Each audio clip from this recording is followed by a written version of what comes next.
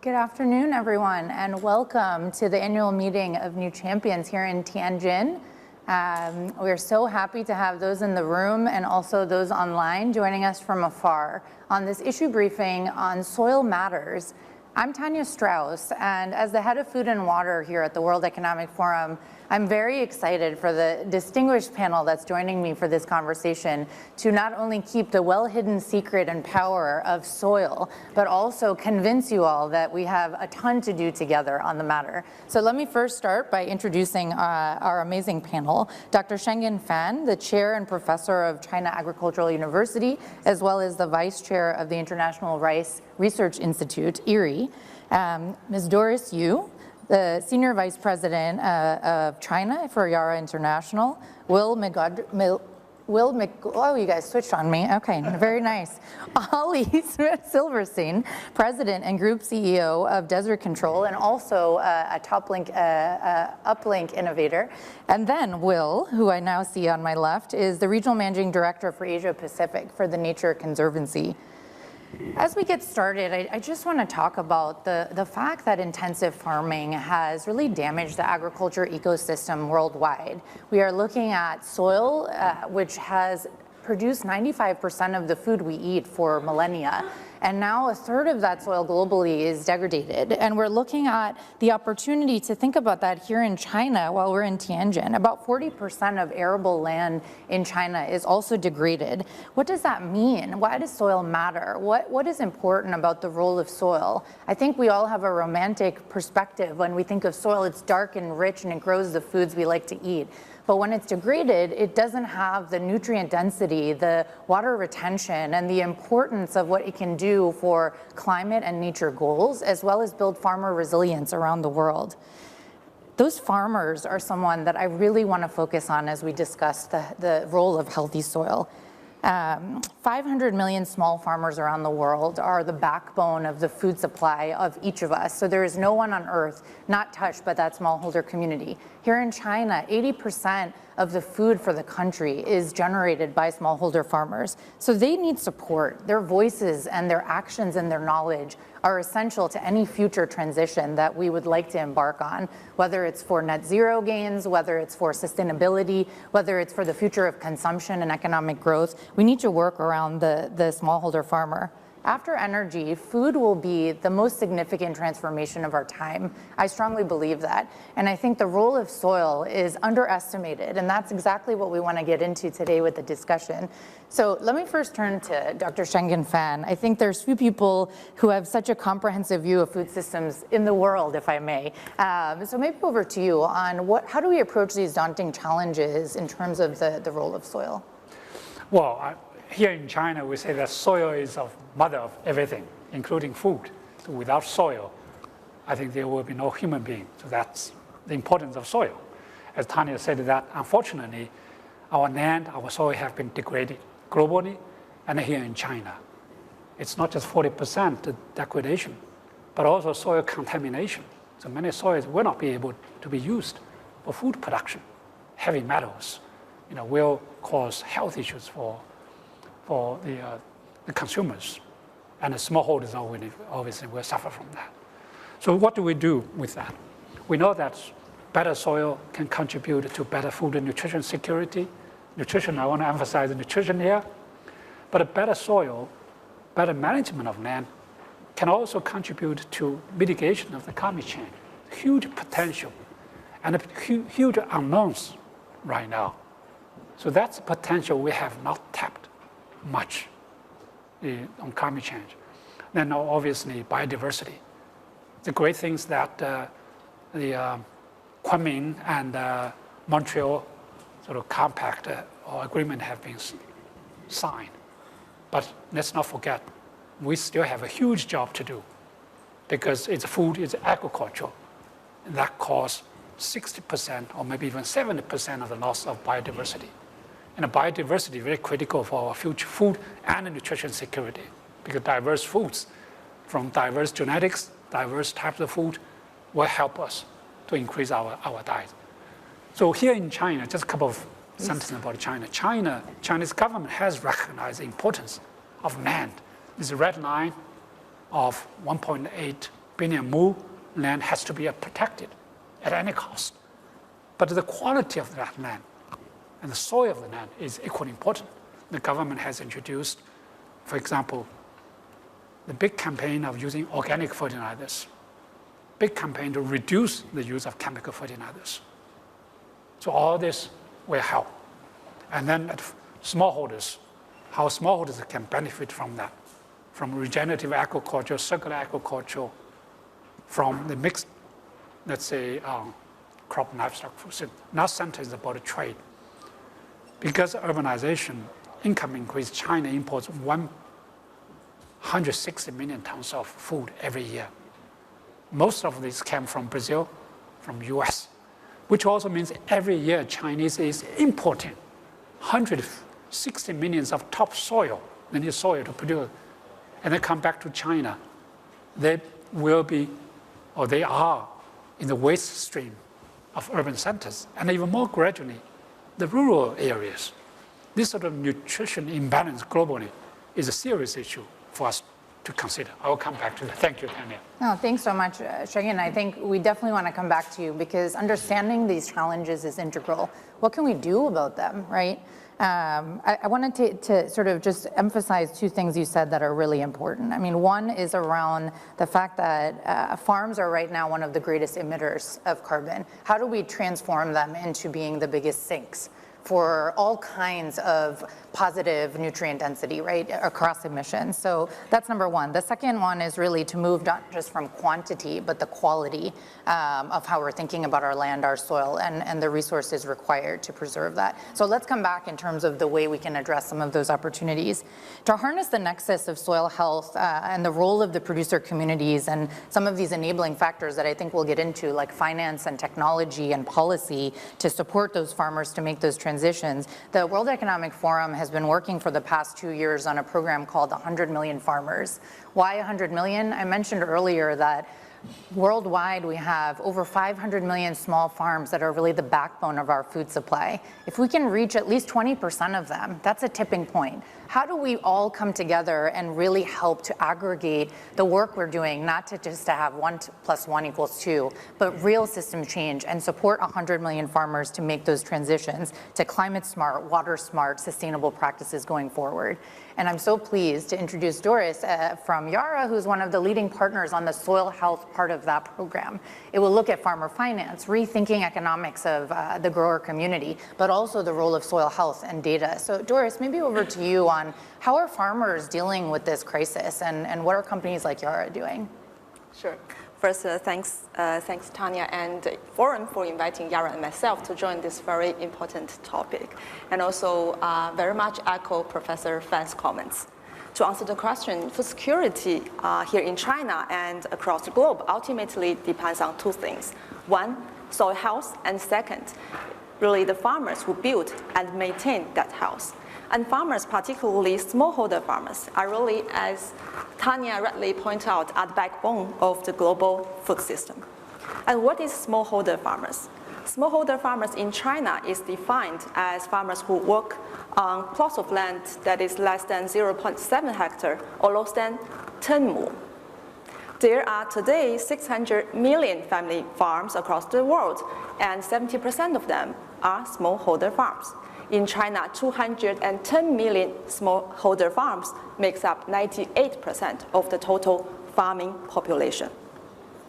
And smallholder farmers today, they are facing various challenges which directly impact the soil health, food security, and farmers' livelihood. And here I would like to briefly mention 3 key challenges. First and foremost, smallholder farmers, they currently are lacking of access to knowledge about soil and crop,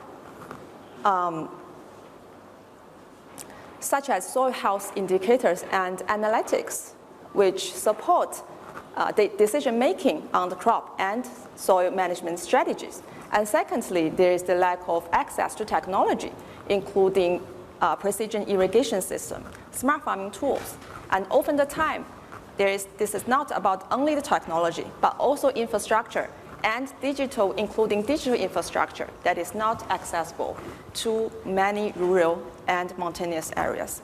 And thirdly, also very importantly, there is the lack of market that encourages and enables smallholder farms to adopt the regenerative farming practice for better soil, and a mechanism that ensures farmers' business model remains profitable and feasible. As the food system transits from just valuing the crop to valuing both the crop and the ecosystem services, including healthy soil, clean water, biodiversity, and carbon capture, it follows that the risks and the costs involved and also value created must be redistributed fairly across the value chain.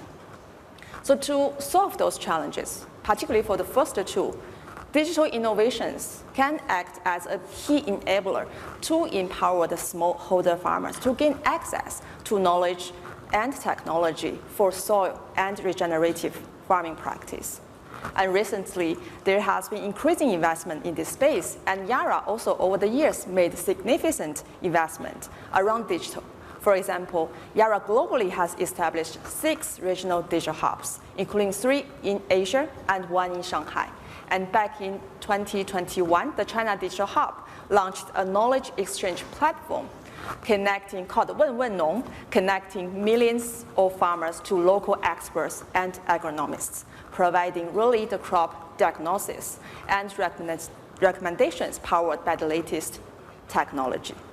And as of today, the platform has already attracted 2.5 million eco-users, and we expect to further expand that platform to benefit more smallholder farmers across China.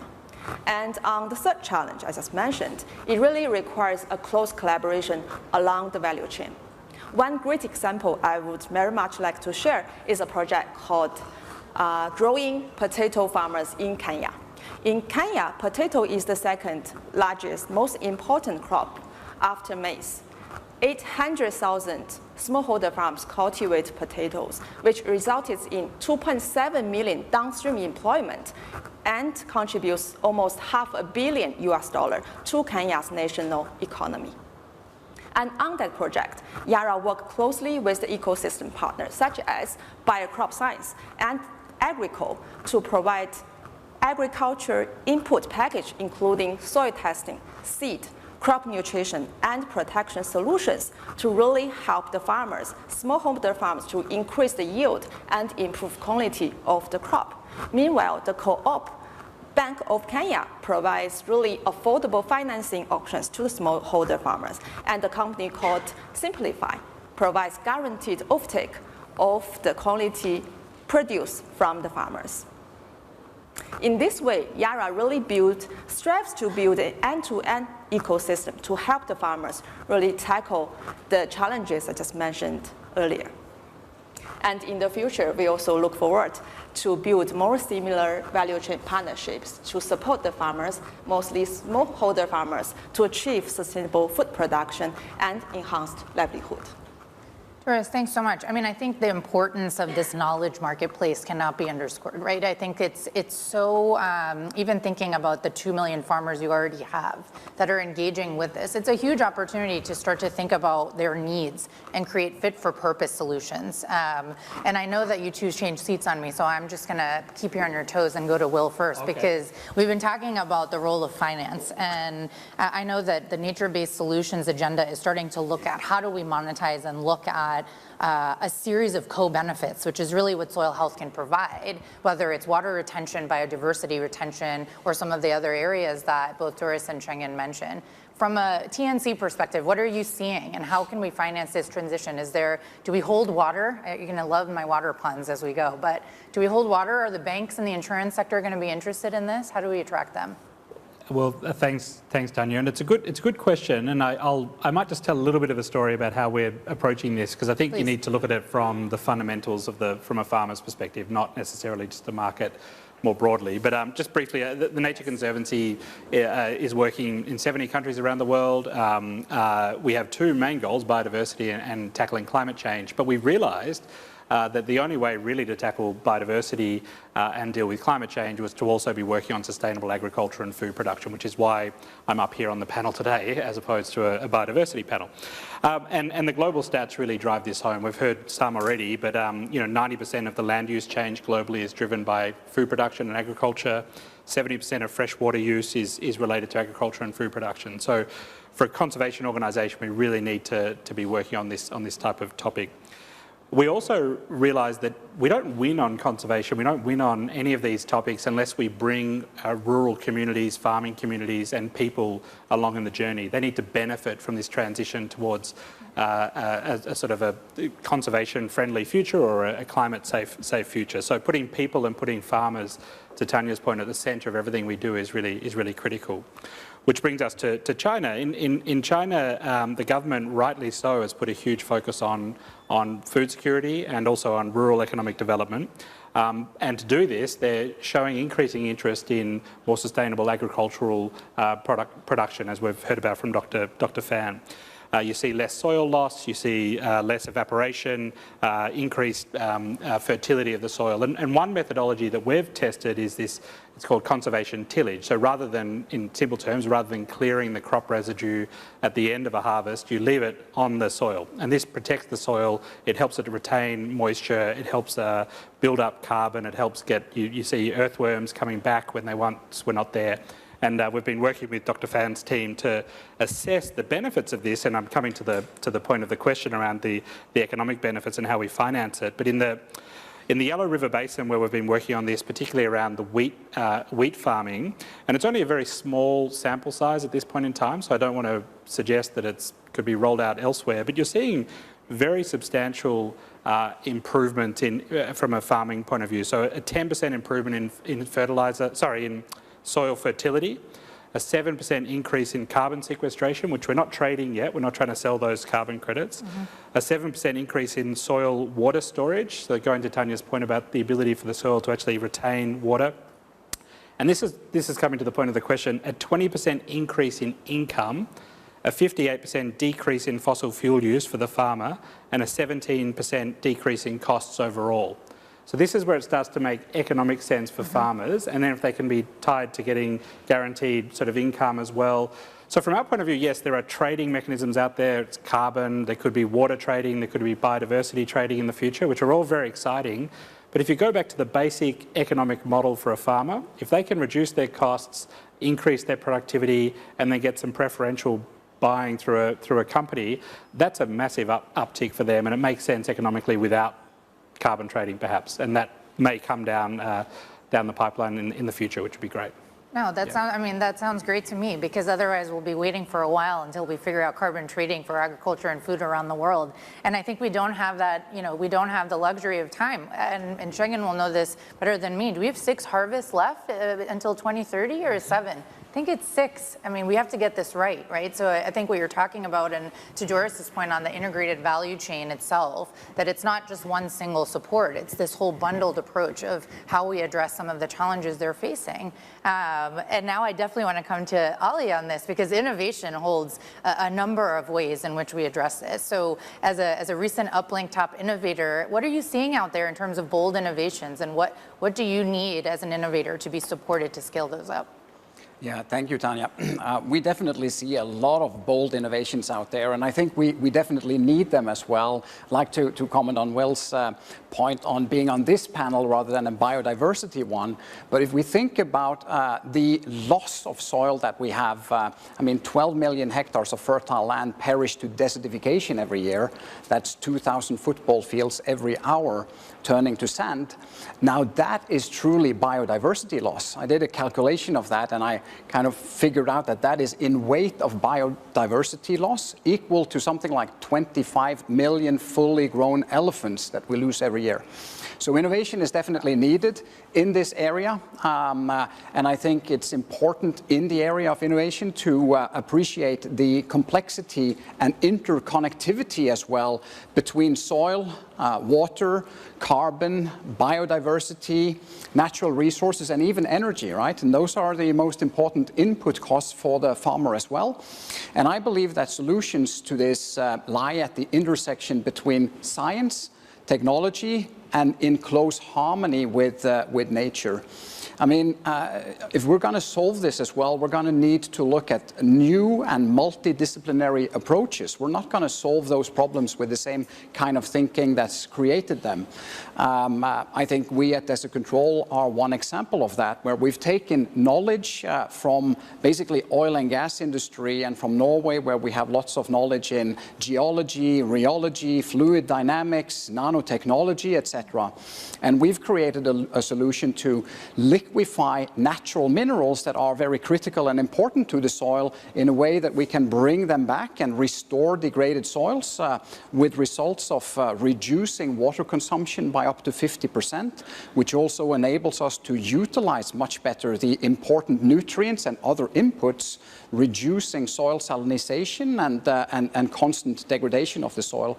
But I think as innovators that it's important to not think in a siloed approach as well, because we need to collaborate. And that's where I'm very inspired by seeing so much other innovations going on in the technology space. Everything that's happening on, sensoring technology, to be able to listen to the life in our soil, to listen to those superheroes. I mean, in a tiny teaspoon of healthy soil, there are more living organisms than there are human beings on this planet. And they should maybe have some rights as well, right? So we should listen to them, use the technology, look at all the innovations we have in precision farming, even in the biotech space of new resilient species of crops, of microbe inoculation that we can put back into the soil, and also the digital space where land management services is really important to also drive education and awareness. Because we also need to have more than innovation. We need to have a shift of mindset. Because soil is like a bank account, right? And everybody knows if we just keep withdrawing from that bank account, eventually we're going to run out. And actually right now, we are in serious credit card debts to Mother Earth. And that's what we need to restore. And we need to think more holistically about this as asset management, because we want to leave those assets to future generations at a higher value than we first got them. So I think this is the important areas, bringing it all together, looking at it holistically, also combining new business models with financing mechanisms, policy frameworks, and education and awareness, because soil is an underground matter that we need to bring to the surface, and we need to make people see that this is really exciting stuff, and those tiny little life forms down there are the superheroes that may just save us all. Fantastic. Ali, that's great. I mean, I think, first of all, loving the puns, so keep those coming, because I think it does track with the wider public who is not necessarily aware of the role they can play. I mean, we're talking about structural change, systems change, we're talking about private sector and government policy, but actually every day, consumers and farmers are connected to that change. And I think part of that innovation ecosystem doesn't happen on its own. As you're saying, you need to really help these innovators know where to be and be connected to the purpose and implement and scale. But what are you missing? I mean, before we move on from this, what is your ask as an innovator here at Tianjin at the meeting? There's a number of sectors, present. What kind of support do you need today? Well, I think for us, as with any innovators, I mean, we need entrepreneurship. We need startups, and those are small companies that have a high degree of risk. I mean, we've been doing 12 years of R&D and 5 years of independent validation. That takes time in order to pass those risk barriers where the solutions are seen as acceptable for financing partners, for investors, for NGOs and other parties to actually embrace and support. And I think that we need to maybe revisit some of our risk assessment matrices and look at how we can much more quickly embrace promising innovations and bring them to market at scale, right? So that's what we really need. Fantastic. So I do want to invite some Q&A from the audience, but before I do, I did want to come back to you, Schengen, because I know we gave you the responsibility to frame the context, but also, in terms of solutions, what's promising here in China and globally from your perspective? Thank you, Tanya. If I just discuss the challenges, I become part of the problems. So I have to offer some sort of suggest solutions. Absolutely. Number one is the future technologies and innovation must have multiple wins. And a green revolution is very much win on yield. But today, we must win on nutrition. For example, rice. No, I'm vice chair. Chair is here. Dr. Fat used to be Minister of Agriculture. He's my boss. So rice, well, Erie is working on rice. Used to be just increase the yield, IR8 or IR38. But today, nutrition is a very big part of it. Biofortified, vitamin A, iron and zinc into rice. So you eat the same rice, but you got much nutrition out of that. Another win is on environment. Yes, lower carbon, absolutely. Another practice is innovations, particularly innovations. Certain genes can reduce the fertilizer application efficiency by 30%. So, and obviously smallholders have to benefit from that. So that's number one. Innovations must have multiple wins. Otherwise, we will continue to see the trade-offs. The second is to really reform our current support system. Right now, globally, we spend $700 billion on subsidies. Here in China, global subsidy probably is 20% from China. We got to reform that to support smallholders. Smallholders, if they introduce certain, let's say, lower carbon technology in rice, they don't increase yield, they don't increase income, they have no incentive. Can we use, let's say, the credit, the carbon market, or maybe even government subsidies to support farmers to produce lower carbon, nutritious, and healthy, by the way, no glycemic index rice, that's another one I forgot, another win on health, directed on health. So reform that subsidy to support smallholders to produce healthy, nutritious, and sustainable food. Then finally, I think our diets. Because diets actually very much linked to production, to smallholders. So if the consumers are willing to pay a bit extra, if the consumers are educated or change their behavior to consume healthy, nutritious foods. Big job to do. I mean, we try to analyze that. Consumers can be changed, but they need knowledge, information, and support. Private sector, government support. I will end over here. Thank you, Daniel. Fantastic. So let me just take the last few minutes of our discussion here and open it up to the audience. I think we'll have time for 1 or 2 questions. And if you'd like to speak, just wait for the mic so our audience online can hear the question as well. I have a quick yes or no question. If a smallholder's plot of land were to lie fallow for a year, would there be a reduction in CO2 emissions? So if we could measure that, quantify it, turn it into a carbon credit, then the smallholder would be able to get income from selling the carbon credit. Is that correct? So we'll just take maybe one more question and then we can come back, but great question. Please. I have a question on soil conservation practices.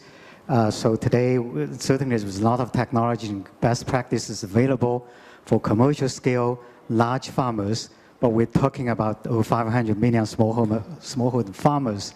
So digital farming, integrated practices, a lot of that is not easily can be adopted by those smallholders.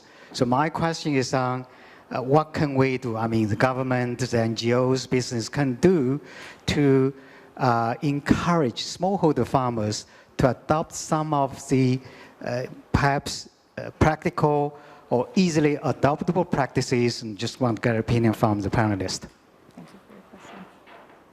Great. I think we'll just have time for 2 questions. So I know Schengen was already nodding when the first question came, so I'm going to come to him first. Sure. But I really give the rest of you a chance to answer as well.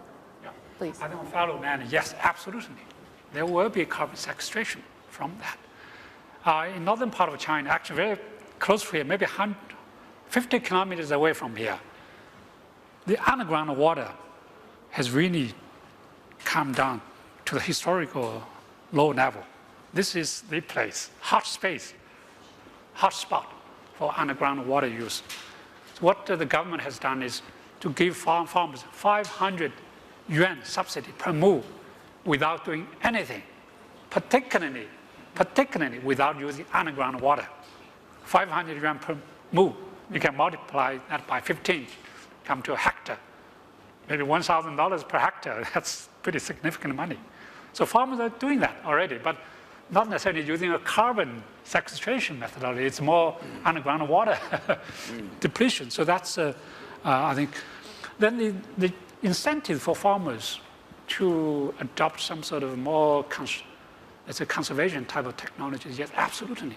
We found that rotation of maize and soybean together can really help to reduce the carbon emission, improve the soil quality. But farmers are facing some challenges, particularly mechanization. When you have one crop, maize or soybean, you can use harvester plants to go there.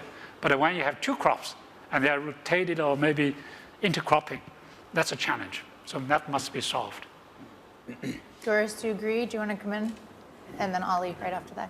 Sure. I think on carbon reduction, we actually, at Yara, we did actually do a project with, for example, food value chain partnerships to, for example, on the carbon reduction for maize, for example, in Shandong province. And after 3 years experience, we do see using one of the third-party calculators called Cool Farmer Tools, we have calculated actually the carbon reduction using Yara's solution actually achieved the carbon reduction of 25%. And meanwhile, there is a 20% less ammonia input, and also 16% of the yield increase. So it's a quite positive feedback we found. Fantastic. And Ali, can we count on you to demonstrate how soil is going to be a superhero? I hope that's built into your answer. Yeah, and I'd like to address the question of fallowing, and it's not a simple yes or no if that's going to drive carbon sequestration, right? Because I'm seeing that happening in more arid areas of the world where it's done for water conservation initiatives, right? And if that soil is left with its topsoil open and in an arid environment, that's going to drive the opposite, right? So you're going to deplete that soil, you're going to bake it and cook it, and you're going to have the rest of the biodiversity gone. So in those cases, it's not going to do so. You need to combine it with cover crops and actually tactics to actually build soil health while you are fallowing for that to be successful. And if you look at that carbon sequestration potential, I mean, we've talked about how much soil is degraded around the world, and if we're able to restore those degraded soils, there is analysis out there saying that that has a potential of 6 gigaton per year in added carbon uptake. So there is a huge potential in this. That sounds like superhero status to me. Will? Yeah, superheroes who actually capture carbon for free. Just quickly on the second question, I think we shouldn't underestimate smallholders' interest in education, interest in learning, being engaged. And our experience is when you take them on the journey, you involve them in the science, you involve them in the trials, you come back and you share the results. They're very interested. And farmers globally are the world's great innovators. They like to innovate. They've had to innovate to keep up with growing populations, to keep up with pests, to keep up with whatever it is. So I think smallholders, yeah, we sometimes treat them as if they can't keep up, but in reality they are keeping up, and we just need to bring them on the journey and give them a chance to learn and adapt and try new things. But following does not mean you don't do anything. Yeah, cover crop, green manure, definitely will. So I think, Doris, do you want to come in? Yeah, one last point? One quick comment. I think, again, as I just mentioned, this really requires the full value chain players work together, right? The cost and risk and value needs to really distribute it fairly across value chain, but so that we can really scale up the regenerative agriculture. But before that, there is a very simple approach also advocated by Yara. So there is a 4R. So applying fertilizers in the right product, in the right time, right amount, and also in the right place. Just in this simple approach, you're already supporting this sustainable agriculture. Fantastic. No, and I know that we could continue this conversation, and we will throughout this week, but I just really want to thank each of you for your passion and your commitment to soil health. In my mind, I feel like we have been able to establish the role of soil health, but the real superhero is the farmers, right? I think there's a consensus there, and so I invite us all to make deposits into the soil banks, Ali, out there, and sort of rethink the way we approach this from a farmer-centric, multiple wins, and partnership mindset. So congratulations to the panel. Thank you again, and let's reach 100 million farmers together. Thank you, everyone.